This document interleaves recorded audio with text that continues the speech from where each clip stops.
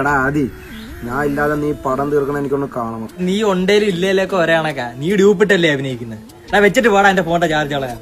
സാറേ, പ്രേംകുമാർ ഇല്ലാതെ നമ്മുടെ സിനിമ എങ്ങനെ മുന്നോട്ടുണ്ട്? പറഞ്ഞ കറക്റ്റ്. നമ്മൾ എന്തോ ചെയ്യും? അവ ഇല്ലെങ്കിൽ നമ്മള് വേറൊരുത്തനെ വെച്ച് പടം ചെയ്യും. പിന്നെ നമ്മൾ ആരെ വെച്ച് ചെയ്യും സാറേ? എടോ, അതിന് എന്റെ ഒരാളുണ്ട്. ആര് സാറേ? അവനാണ് എന്റെ നായകൻ. അയ്യപ്പാ, നമ്മളെ അളിയനെ ശ്രദ്ധിക്കുമെന്ന് പറഞ്ഞപ്പോ അൺഎക്സ്പെക്ടഡ് ഊഞ്ചുവാ. മതി മതി. മാസ്റ്റർ വാ, നമുക്ക് സീൻ പ്ലാൻ ചെയ്യാം.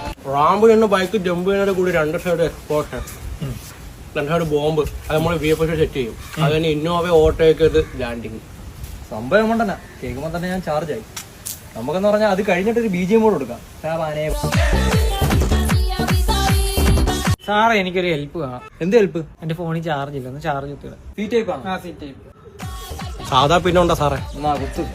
ആകപ്പാടെ എനിക്ക് 50% ഉള്ളു, അത് തീർക്കല്ലോ.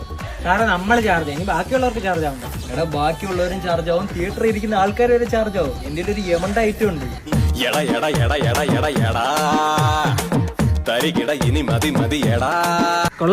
അയ്യോ സാറെന്തി? അയ്യോ, അത് സാർ നില ഇറങ്ങി വീണു. വെള്ളം കൊണ്ടുപോവാ. ഈ തൊലിഞ്ഞോന് ബോഡി ഉള്ളു, ബുദ്ധിയില്ല. ഞാൻ പോയി വെള്ളം എടുത്തോണ്ട്. വെള്ളമൊന്നും വേണ്ട, ഒരു പരിപാടി ഉണ്ട്. ഇടപ്പള്ളി ലുലുമാളുടെ മേളിൽ കൂടെ കൊച്ചി മെട്രോ എന്നൊരു ലാൻഡിങ്, മെട്രോ പില്ലർ. ചാർജ്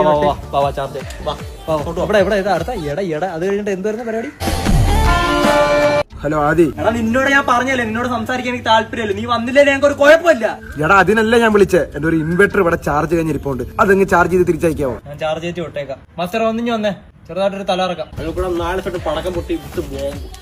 സംഭവം കൊണ്ടന്നെ ഇത് കലക്കും. ഒരു 70% കയറി, ബാക്കി 30% കൂടെ പറ. അതിലപ്പള്ളി വെള്ളച്ചാട്ടം മേലെ കുതിച്ചു കിടന്ന ടാർഷൻ എക്സ്പ്ലോഷൻ കൂടെ ആയല്ലോ.